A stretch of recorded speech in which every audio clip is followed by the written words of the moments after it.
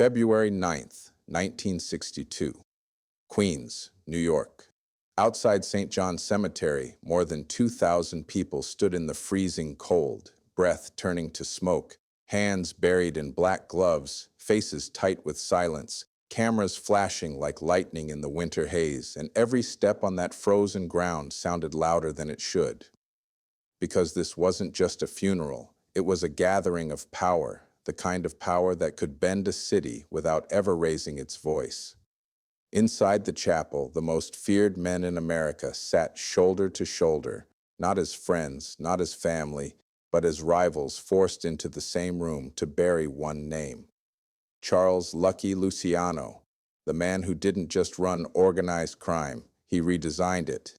He took street wars and turned them into a system, a machine, a business, where territory was divided like property, disputes were handled like meetings, and bloodshed became optional. But on this day, even the machine was shaking, because hidden among the mourners, buried in that sea of black coats, were 12 gunmen loyal to Vito Genovese. Weapons tucked beneath overcoats, fingers ready, eyes scanning, waiting for one signal, just one. And when Carlo Gambino, the most powerful mob boss in New York, stepped forward to deliver the eulogy, they planned to open fire right there in front of 2,000 witnesses, in front of every major crime family in the country. A slaughter so public, so audacious, it would rewrite the rules of the underworld in seconds. And that's what made it terrifying. Not just the bullets, not just the bodies, but what would come after. The panic, the retaliation, the war that would spread like fire through New York. Everyone inside thought they were attending history, but some of them were about to become it. And here's the part no one saw coming. One man already knew the trap was set. One man already knew who would pull the trigger. And he wasn't even inside the chapel. He was standing in the shadows, watching, listening, calculating. Bumpy Johnson. Before that winter morning in Queens, before the black coats, the flashing cameras, and the hidden guns, there was one man whose shadow still ruled the room. Lucky Luciano. Born in Sicily, raised in New York, Luciano didn't just survive the underworld. He reshaped it, slowly, quietly, intelligently. While others fought in the streets, he studied patterns. While others chased revenge, he chased structure. And in the 1930s, he did something no gangster had ever dared to do before. He ended the chaos. Luciano looked at the endless gang wars, the wasted bodies, the broken alliances, and he realized something simple. Violence without organization was weakness. So he created the Commission, a council of the 5 families, a boardroom for criminals, where territory was divided like contracts, disputes were settled like negotiations, and killing became a last option, not the first. With that single idea, Luciano turned crime from a street fight into an empire, and in doing so, he made himself untouchable, not because he was the strongest, but because he was the smartest. But even empires have cracks. In 1936, the government finally reached him, forced prostitution charges, a courtroom full of headlines, and a sentence that sent the architect of modern crime into a prison cell. Luciano didn't scream, he didn't beg, he waited, because he understood something most men didn't. Power doesn't disappear when you're behind bars, it only changes shape. During World War II, he proved it, offering his connections to protect New York's waterfront from Nazi sabotage, using criminals to defend a nation that had locked him away. The government accepted the deal, but when the war ended, they kept their promise in their own way, not freedom, but exile. In 1946, Luciano was deported to Italy, sent back across the ocean, forced to watch his empire from a distance, a king without a throne, still feared, still respected, but never allowed to return. For 16 years, Luciano lived in Naples, aging quietly, receiving visitors, giving advice, pulling invisible strings, while New York kept moving without him. Then, on January 26, 1962, his heart gave out in an airport terminal, not in a gunfight, not in a prison, but in silence. And even in death, he was different. The Italian government agreed to send his body back to America, a rare honor for a deported criminal, and with that decision, his funeral became more than a burial. It became a coronation. Because when Lucky Luciano was buried, someone had to inherit his vision, someone had to carry the system forward, and the man chosen to speak over his grave was Carlo Gambino. Gambino was not loud, not flashy, not reckless. He didn't rule with fists, he ruled with patience, with alliances, with timing. While others built fear, Gambino built stability. He listened more than he spoke, moved slower than his enemies, and by the early 1960s, he had quietly become the most powerful mob boss in New York. When he was selected to deliver Luciano's eulogy, it wasn't just respect, it was recognition. It was the underworld saying, without ever saying it out loud, "This is our leader now." But power never goes uncontested. In the shadows of that recognition stood Vito Genovese. Genovese had once been Luciano's right hand, his trusted lieutenant, the man who believed the throne was always meant for him. When Luciano went to prison, Genovese expected to rise, but instead, Luciano favored Frank Costello, and Genovese was pushed aside, forced to watch others enjoy what he believed was his.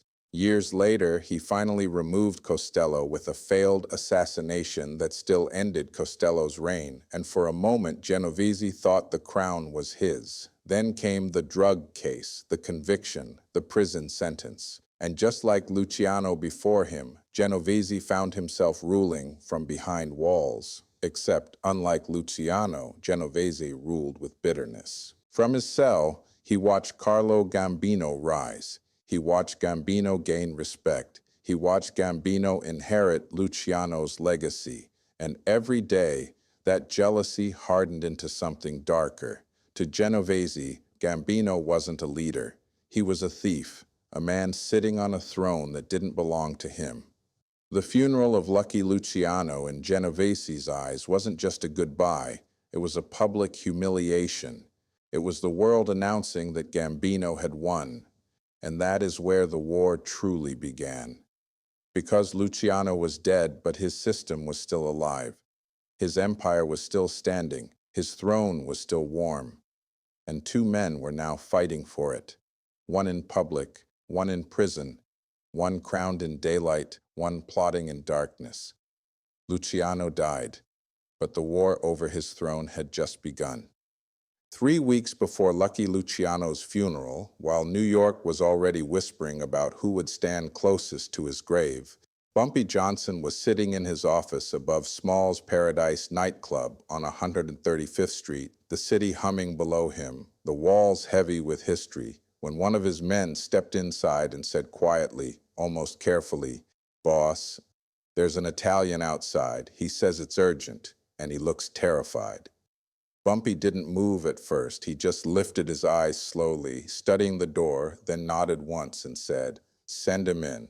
The man who walked through that door wasn't powerful, wasn't confident, wasn't even trying to look brave. He was thin, nervous, early 30s, wearing a cheap overcoat over an expensive suit, the kind of man who lived between worlds and belonged to neither. Bumpy recognized him immediately. Vincent "Vinny Shoes" Calabrese, a low-level soldier from the Genovese family, a collector in East Harlem, a man who had survived more on luck than loyalty. Vinny closed the door behind him, his hands shaking, his eyes refusing to settle. And for a moment he just stood there, as if he didn't trust his legs to carry him forward. Bumpy watched him silently, then said softly, "Sit down, Vinny. You didn't come here to admire the furniture."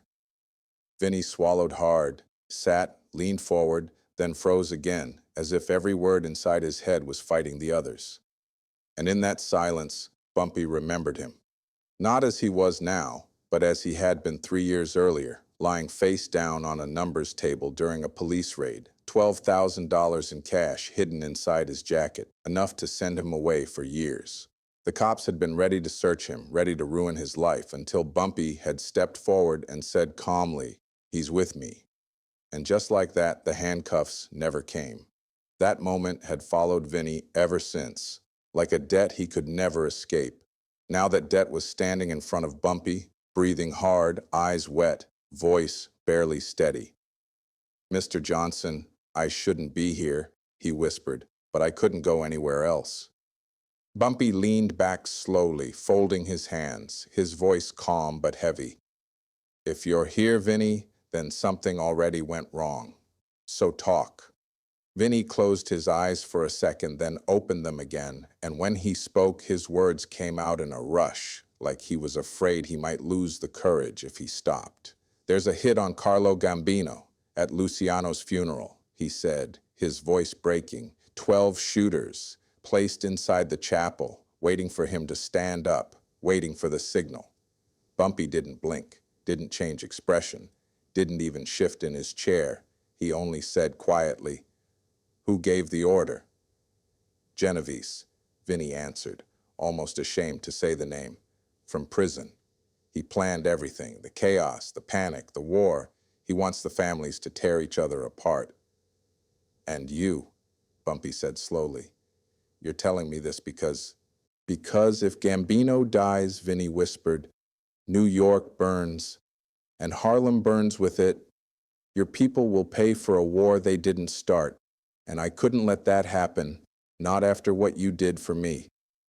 In that moment, this was no longer about mafia politics or power or alliances. It was about one man choosing between loyalty to an organization and loyalty to his conscience. Vinny wasn't brave, he was terrified, but he still came, still risked his life, still chose to speak. And Bumpy saw it, not as weakness, but as courage. Bumpy studied him for a long moment, then stood up, walked to his desk, opened a drawer, and pulled out an envelope. Thick, heavy, final. He placed it gently in front of Vinny. "There's 5,000 in there," he said calmly. "Take your family, leave New York tonight, go anywhere you want, but don't look back for 6 months." Vinny stared at the envelope, then at Bumpy, his voice breaking. You're saving me again." Bumpy shook his head slowly. "No, you already saved yourself. You just had the courage to walk through that door." When Vinny left, the room felt different, quieter, heavier, as if the future itself had just entered and exited through the same door. Bumpy stood alone, thinking, knowing he could call Gambino, knowing he could pass the warning, knowing he could step away and let the Italians clean up their own mess. But he also knew what would follow. Blood, retaliation, chaos. Harlem caught in between, innocent lives lost over men who would never remember their names. So he made a different choice, not to protect Gambino, but to protect Harlem, not to stop a man, but to stop a war. And in that moment, sitting alone in his office with nothing but silence and responsibility, Bumpy Johnson realized something that very few men ever understand.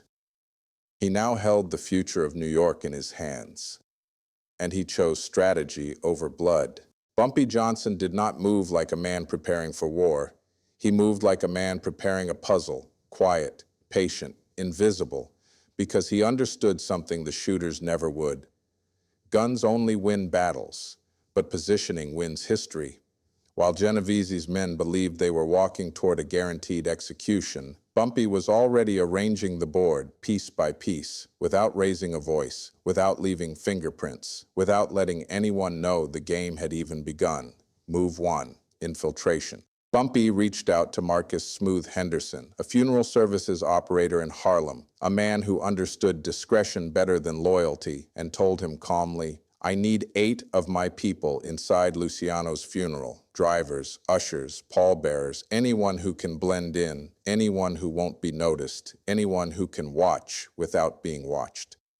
Smooth didn't ask why, he didn't ask how, he only asked how many. And when Bumpy said 8, Smooth simply nodded, because in Bumpy's world, questions came after survival.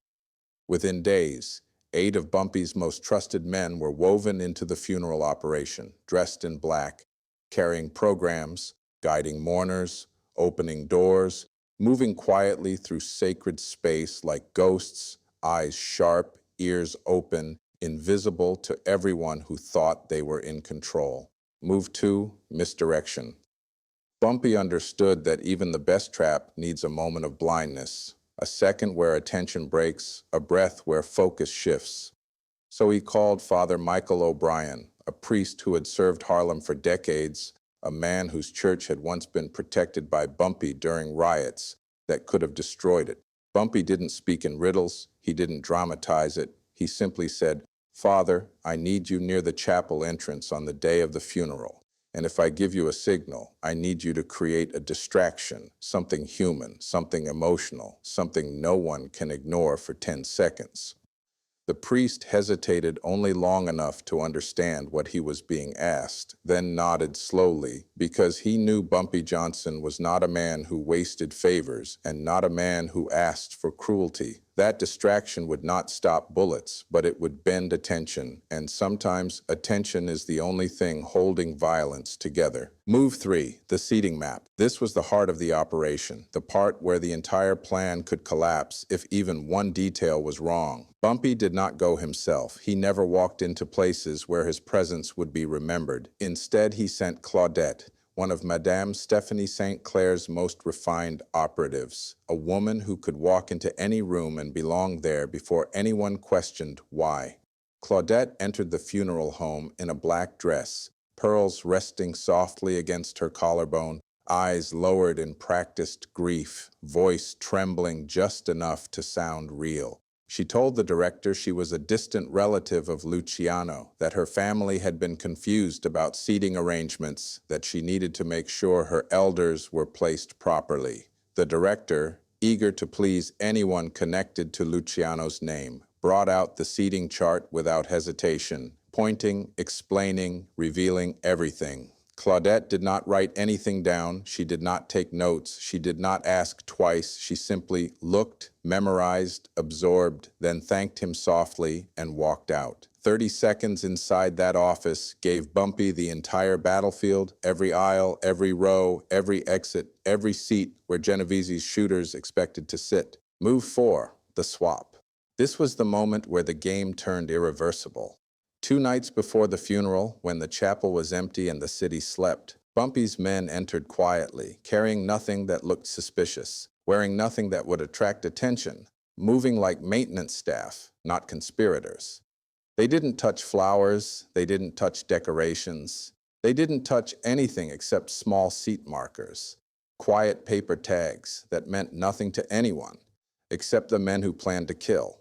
One by one, the markers were switched, gently, carefully, the front seats assigned to harmless mourners, elderly relatives, distant associates, people who would never raise a weapon, while the shooters' markers were moved to the back rows, far from Gambino, far from each other, far from opportunity. No alarms, no locks broken, no witnesses, just a silent rearrangement of fate. And in that moment, without firing a shot, without threatening a single soul, Bumpy Johnson had defeated 12 armed men. Because when Genovese's shooters arrived, they would believe nothing had changed. They would trust the system, trust the plan, trust the paper in their hands, never realizing that the battlefield itself had been rewritten. They would walk into the chapel thinking they were about to change history, and they would not even know the board had already been flipped. No bullets, no threats, just positions on a board. Bumpy stood outside the chapel that morning, watching the men arrive one by one, watching their coats, their movements, their eyes, recognizing killers by posture alone. He watched as they were guided to their seats, watched confusion flicker briefly across their faces, watched discipline force it back down. They could not protest, could not ask questions, could not risk exposure. They sat where they were told, trusting a plan that no longer existed. Inside, Gambino prepared to speak, unaware of how close death had once been, unaware of how far it now sat behind him. The shooters looked at each other across rows that were too wide, across aisles that were too crowded, across distances that could not be crossed without disaster. They understood slowly, painfully, that even if they fired, they would fail, that even if they tried, they would die, that the kill they were promised had been taken away from them without their knowledge. And outside in the cold, Bumpy Johnson watched it all, not with pride, not with satisfaction, satisfaction, but with calm certainty, because this was never about ego, never about winning, never about proving he was smarter than the mafia. This was about Harlem, about preventing a war that would have burned neighborhoods that had nothing to do with Italian pride or prison grudges. This was about stopping blood before it touched the ground. 12 men thought they were about to change history, and they didn't even know the board had been flipped. And in that silence, in that invisible victory, Bumpy Johnson proved something no one inside the chapel could ever understand. The most powerful move is the one no one realizes has already been made. The morning of February 9th arrived colder than expected, the kind of cold that slips through coats, through shoes, through confidence, and Carlo Gambino felt it the moment he stepped out of his car, his breath slow, his shoulders tight, his eyes hidden behind dark glasses that could not hide the weight in his chest, because funerals were dangerous, always had been. Too many enemies in one place, too many memories, too many grudges dressed in black. And as he walked toward the chapel, flanked by his men, he felt it, that quiet pressure in the air, the feeling that something unseen was waiting for him, something patient, something sharp. Inside, the chapel was already full, standing room only, rows of faces frozen in grief, respect, fear, and calculation, all mixed together in one sacred room. Gambino took his seat slowly, carefully, his eyes moving just enough to read the room without being noticed. And in the back rows, 12 men were taking their places, one by one, coats heavy, hands close to their bodies, movements stiff, eyes searching for something that wasn't where it was supposed to be. They had expected proximity, they had expected control, they had expected power, but instead they found distance, strangers, separation, and a silence that felt wrong. One of them shifted in his seat, another glanced sideways, another looked toward the front, calculating angles that no longer made sense. And without speaking, without signaling, without daring to expose themselves, they all began to understand the same terrifying truth.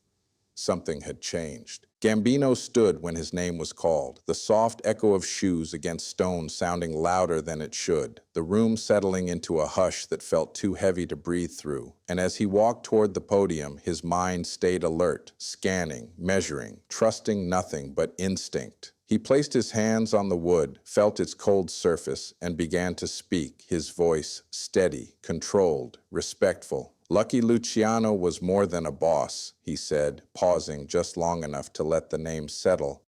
He was a visionary, a man who taught us that unity was stronger than revenge, that structure was stronger than chaos.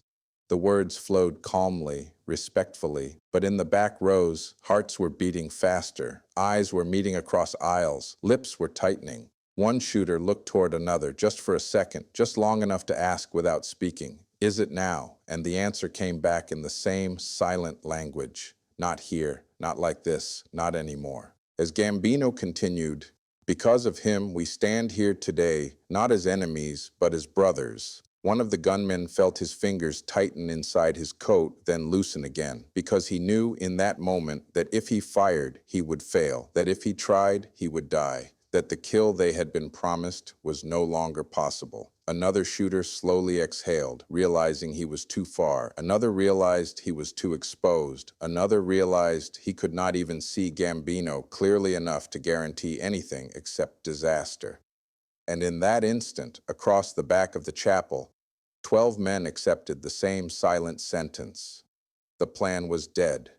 There was no panic, no whispered orders, no dramatic movement, only stillness, only discipline, only defeat. They stayed seated, faces controlled, hands empty, eyes lowered, pretending to be mourners, while their entire future collapsed quietly inside their chests. Gambino finished his eulogy, bowed his head, stepped away from the podium, and the room released a breath it didn't realize it had been holding.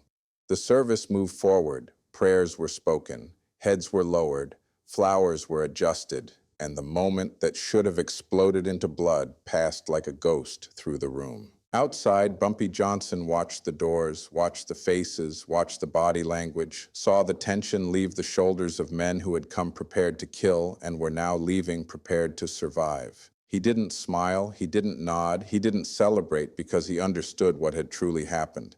He understood that the victory was not loud, not visible, not heroic in the way stories usually describe. It was quiet, invisible, and absolute.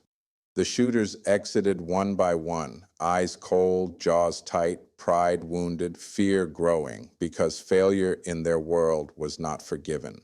They had come to make history, and they were leaving knowing they had disappointed a man who would never accept disappointment. They did not know who had outplayed them. They did not know how it had happened. They only knew that something had moved beneath their feet without them feeling it. And here is the truth no one inside that chapel would ever fully understand. By stopping the hit, Bumpy didn't just save Gambino. He saved the shooters themselves. Because if those men had fired, Gambino's bodyguards would have returned fire instantly, in a room packed with 2,000 people, in a storm of bullets that would not have cared who was innocent, who was guilty, who was powerful, who was forgotten. Dozens would have died, families would have been destroyed, Harlem would have been pulled into a war that never belonged to it, and the city would have remembered that day not as a funeral, but as a massacre. Instead, there was silence. There was restraint. There was failure disguised as peace. The guns stayed hidden. The coats stayed closed. The blood stayed inside the bodies that would have spilled it. And as the last mourner stepped outside into the cold, history quietly chose a different path. No shots, no chaos, no headlines, only a moment that should have changed everything and didn't. A heartbeat held for 7 minutes, then released. And in that invisible space between intention and action, Bumpy Johnson had won. 3 nights after the funeral, when the city had already begun to forget how close it had come to chaos, a black Cadillac rolled slowly to the corner of 125th Street and Lenox Avenue, its engine quiet, its windows dark, its presence unmistakable. Bumpy Johnson stepped out of the shadows, adjusted his coat, and slid into the back seat without a word. The driver didn't speak, didn't turn, didn't acknowledge him, because this was not a ride. It was a summons. The car moved south through Harlem, through Manhattan, across the Brooklyn Bridge, the lights of the city reflecting off the river like broken promises, until it finally stopped in front of a small Italian restaurant on Mulberry Street, closed for the night, yet glowing softly inside, as if waiting for something that only 2 men understood. Inside, Carlo Gambino sat alone at a corner table, 2 untouched glasses of wine between them, his posture calm, his face unreadable, his eyes sharp with understanding. He looked up slowly as Bumpy approached and gestured toward the empty chair. "Mr. Johnson," he said quietly, "please, sit."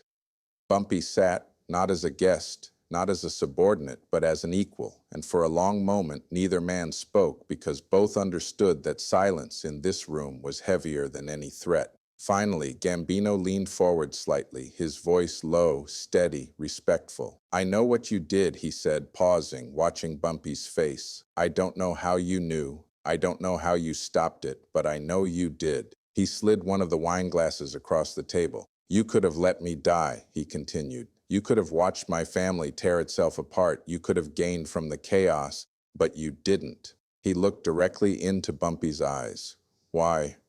Bumpy didn't answer immediately. He lifted the glass, held it for a second, then set it back down without drinking. "Because Harlem doesn't need your war," he said quietly. "My people don't need to die because you and Genovese can't let go of pride." Gambino nodded slowly, not offended, not threatened, but impressed. "You're smarter than most men I work with," he said, almost smiling. "And from now on, Harlem is yours." Those words changed everything.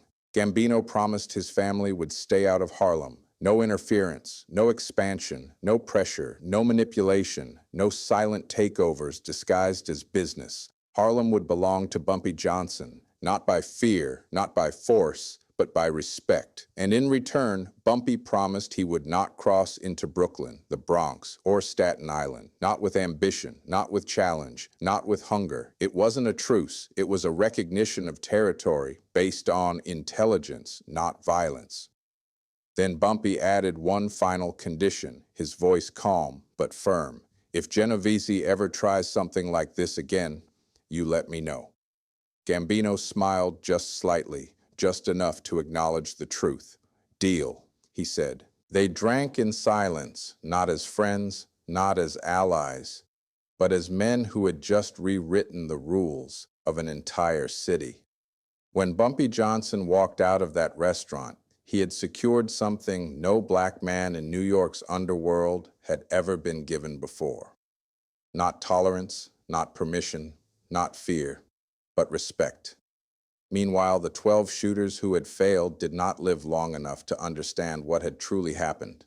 Within weeks, some disappeared, some were found in rivers, some were never found at all. Failure had followed them faster than truth ever could, and Vito Genovese, still behind prison walls, realized too late that someone had betrayed him, but he never discovered who, and he never learned that the man who had undone him was not Italian, not imprisoned, not visible, but standing quietly in Harlem. Genovese died in prison in 1969, stripped of power, stripped of legacy, stripped of relevance, while Carlo Gambino ruled New York for 14 more years, becoming the most powerful mob boss in American history. And yet, for all his power, Gambino never forgot the man who had saved his life without asking for credit. When Bumpy Johnson died in 1968, Gambino sent a wreath to his funeral, a simple gesture that shocked everyone who saw it. A mafia boss honoring a black gangster, a sign that what had happened years earlier was never forgotten, never dismissed, never erased,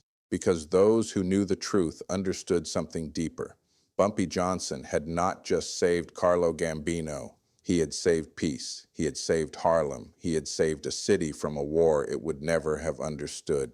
Lucky Luciano was buried that day, but the system he created survived because one man stood in the shadows and refused to let it collapse. Luciano built the system. Gambino ruled the system. But Bumpy Johnson proved you could defeat the system without firing a single shot.